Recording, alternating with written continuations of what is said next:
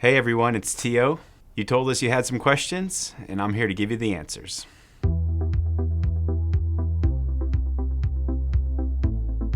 When I'm in a full Ironman, I stick to either my Cliff Shot gels or energy drinks. I'll start to drink Coke at the end of the ride and into the run, but other than that, I stay away from solid foods during the race.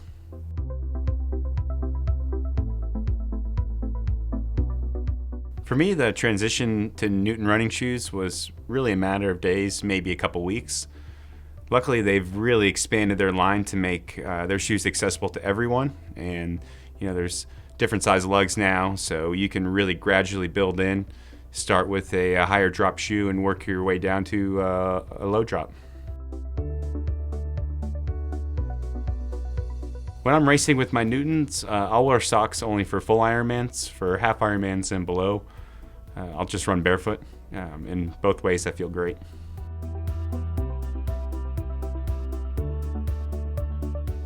At the end of an Ironman, mechanics and efficiency are really going to trump everything else when it comes down to it.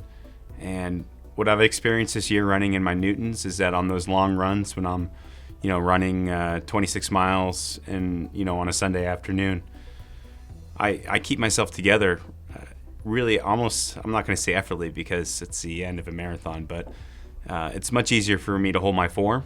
And if you hold your form, you're going to hold your speed at the end of an Ironman. I remember earlier this year doing some of my first runs in my Newtons, and I was out running with my wife, and she has a beautiful running form, and she commented on how much better I looked.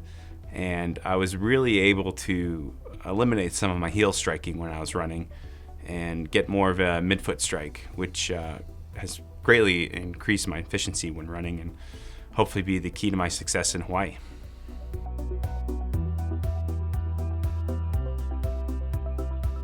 I'm not afraid to run in my Newtons right out of the box. I actually like fresh pairs of shoes, and I think Crowie's the same way when I hit the start line for a race, so the fresher the better.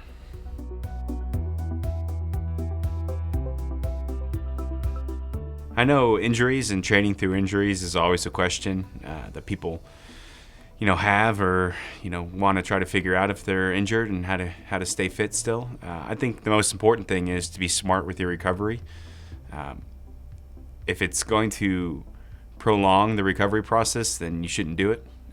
But for running problems like plantar fasciitis, swimming is a great tool to use. Cycling, of course, if it doesn't hurt your foot. And other than that, if you can get in the gym and do some shorter strength stuff to keep your anaerobic system going and keep your metabolism up and burning fat for you, that's another great way to kind of skirt around those running problems. After racing for so many years, a lot of people often wonder, how do you keep the love of the sport going? How do you still find joy in the sport?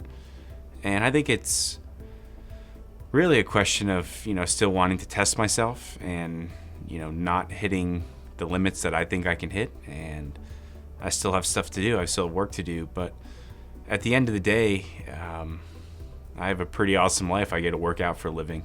So I keep that in mind. And just having an attitude of gratitude really is important. And I think when you're positive and you really appreciate what you're able to do that some people aren't able to do, it can keep you going.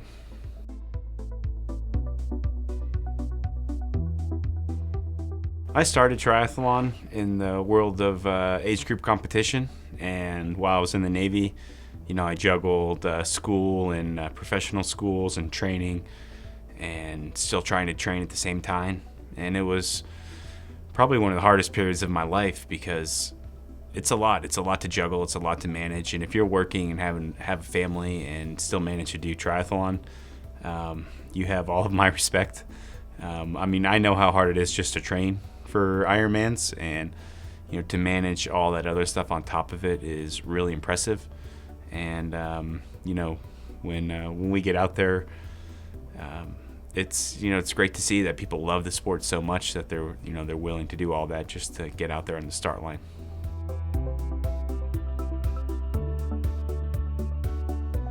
At the start line in Kona, there's not much going through my head. It's really just butterflies in the stomach, and just feel, I feel very anxious. And but once the gun goes off, I almost hit autopilot. It's what I've trained to do. This is what I know how to do, and when the race starts, I get to work. For me, my favorite part about Kona is the positive energy, and I think, obviously everybody loves crossing the finish line, but besides that, I think being out there at midnight is when the energy's at its highest. And I went out and watched my wife race several times before I decided to do Kona, and experiencing that midnight tradition, it made me fall in love with the race, and it made me want to do Ironman. For all those first-time Kona athletes out there, don't overtrain race week. I see so many people out there just crushing themselves, efforts on a Leahy and out on the Queen K. You're ready. You've done all the work you need to do. When you get there, be smart, stay out of the heat, keep your legs up, and race fast.